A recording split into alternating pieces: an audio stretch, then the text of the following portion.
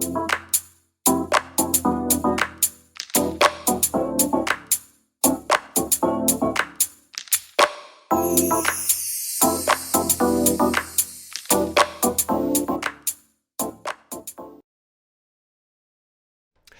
of the Bible's main storylines concerns how often humans mess up, only to recover and mess up again.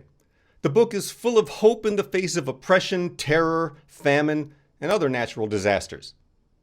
Its many human authors dealt with nearly all the same issues we face today: political corruption, genocidal wars, racism, xenophobia, and untenable, unsustainable class inequity.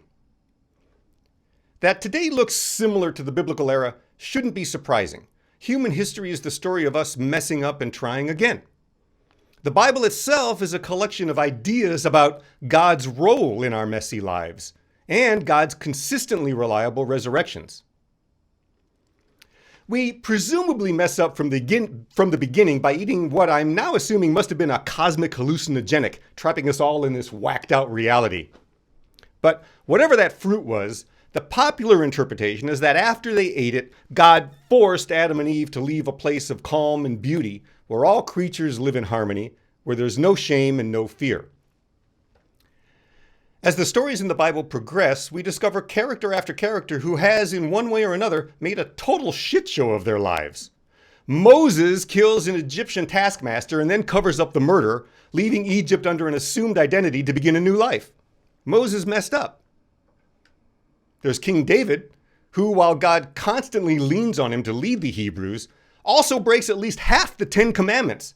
King David messed up. Royally. How about Simon Peter? When the going gets tough, Peter gets going. Right out of Jerusalem. Peter denies ever even knowing Jesus 3 times. Peter messed up.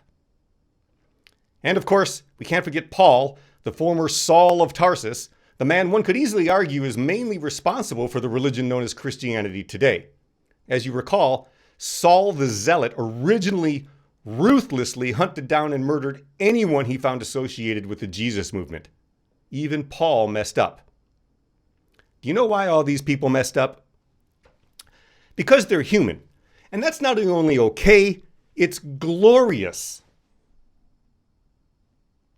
Today, we read the Bible and think, oh, St. Paul was amazing, or St. Peter was, such a saint, or Moses led his people to freedom. But that's because we've spent 2,000 years exalting all these folks to places of high honor. And while it's certainly appropriate to respect the accomplishments of our daring and imaginative progenitors, elevating them to sainthood subconsciously reinforces the idea that we could never be as great. We forget that none of the people in the Bible were perfect. In fact, in most cases, King David and Paul specifically, they were horrifying individuals. When the Bible stories we know so well were initially being shared around a campfire, part of the point, aside from creating politics and history for the Hebrew people, was for the ordinary folks to understand that God does incredible things through all of us, not merely our leaders, who too often find the seduction of opulence and power irresistible. These are our stories, intended to instruct both princes and paupers. The Bible is about us, you, me, and everyone who ever gloriously messed up. And if we're honest, that's everyone. I don't think anything in the Bible summarizes the idea that we should embrace the mess and recognize its glorious godliness better than Ecclesiastes. It's one of my all-time favorite pieces of spiritual literature, actually, not just one of my favorite parts of the Bible. In Ecclesiastes, at the very beginning, we read, "Meaningless, meaningless, says the teacher, utterly meaningless. Everything is meaningless." I love that. People often read Ecclesiastes and think, geez, what a downer. Everything is pointless, really? I'll skip this part of the Bible. But this is another case of unfortunate translation. Without Bibles considering the relationship between Semitic cosmology and Aramaic, none of which exists as far as I know, we get the Hebrew word hebel translated as vanity or meaningless. But The ancient Hebrews created the First Testament, understood that God was ruach, which is also poorly translated as spirit, but is really better understood as breath or even vapor. Everything is not meaningless, but filled with the breath of God. And yes, that breath, like all breath, is transitory, which is all the more reason to live life as fully as possible. We later read in Ecclesiastes to go and eat our food with gladness and drink wine with a joyful heart, for God has already approved what we do. Always be clothed in white and always anoint your head with oil. Enjoy life with your wife, whom you love, all the days of this meaningless life that God has given you under the sun, all your meaningless days. For this is your lot in life and in your toilsome labor under the sun. Making a mess of things is unavoidable because Ecclesiastes suggests we should push ourselves way outside our comfort zones to see the world with awakened, God-bearing eyes and to always decide that the world needs changing. This moment is but a breath. Tomorrow will be different. It might look the same, but tomorrow is a new breath. And the world needs to take a godly breath right now.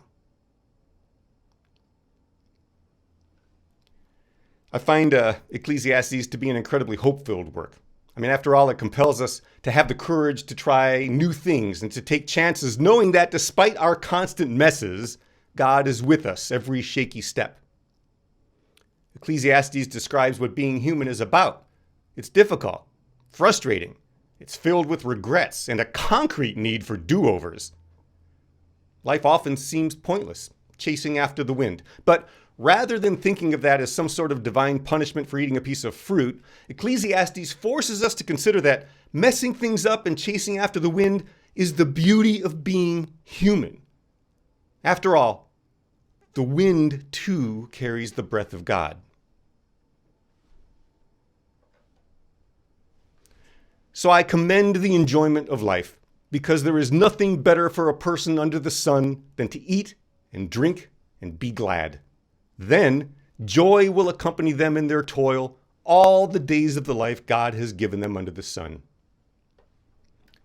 We try so hard to be perfect, to say the right things, to behave in some way we believe society will approve of, or to ensure God will admit us to heaven when we die. But that sort of thinking is precisely what Ecclesiastes is railing against. The author says, don't let society tell you who you are, what to be, how to act, or whom to worship or love. Life is for living, and that is everything. God is the breath of every lifetime, the good, the bad, the ugly, the triumphs, and the tragedies. God is in everything, in every imperfect, tortured, beautiful, blessed, breath of God-filled, gloriously messy life. Amen.